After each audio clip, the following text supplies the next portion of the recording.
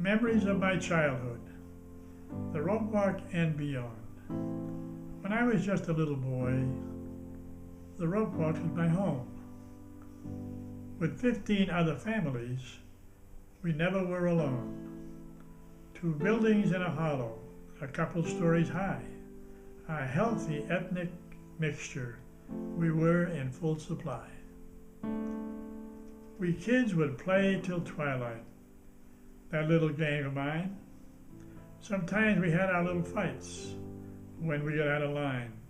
There's Mario and Lefty too, some others I recall. A kid named Joe and also Lou, and little Harold Small. These days, deep in my memory, are precious till today. A time of life we had no fear, so carefree in our play. Soon came the years of learning, 6 years of books and such, reading, spelling, and arithmetic, sometimes a bit too much. The walk to school 4 times a day, it was no piece of cake. With snow and rain along the way, no buses could we take. Then there were the early teen years, that time to spread our wings, riding girls on handlebars, and other foolish things. John Sheehan's drugstore, our favorite place to meet. Having college ices, there was no better treat. We had the cottage library sitting on a hill. Store Pond was for skating, for those who had the skill. Who can forget the movies we called the Garlic Temple? The name, I'll say, somewhat unique, but not quite incidental. Junior high, the townies, new friends made all around. Something new, a treat of sorts, hanging round uptown. As time went on, the corner by Arthur's Seaside Grill became the place to gather when guys had time to kill. Saturday night in winter was basketball and dance to Carlo David's music, and maybe some romance. And now the tale is over, except for an aside. The journey from the Ropewalk was really quite a ride.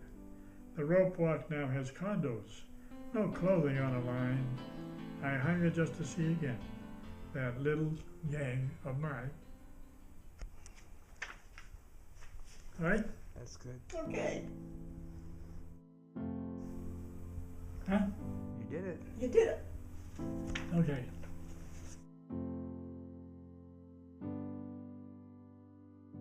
I have to have 4 or 5 takes in this in this business. Oh, you guys.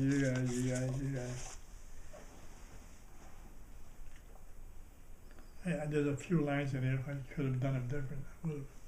But not many. No, I think you did a good job, don't you think? Oh, I think I think you did a good job. I was very proud of it. Yeah.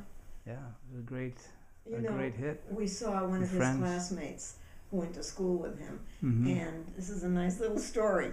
It was Freddie Vecchi and his wife, and the wife was the girl on the handlebars, because that's a true little story. Because one time she rode on the handlebars and fell off. She said it. I never said it. She told you that, so you must have recalled. She was the girl you were riding on the bars, or? Yeah, on his bike. Wow, and her mother got mad because she got, a scuffed knee or something. And she remembered. But I saw her and her husband. Her husband is one of Reno's classmates, and he said to me, "He didn't write that all by himself, did he?" And I said, "Yes." "You didn't help him?"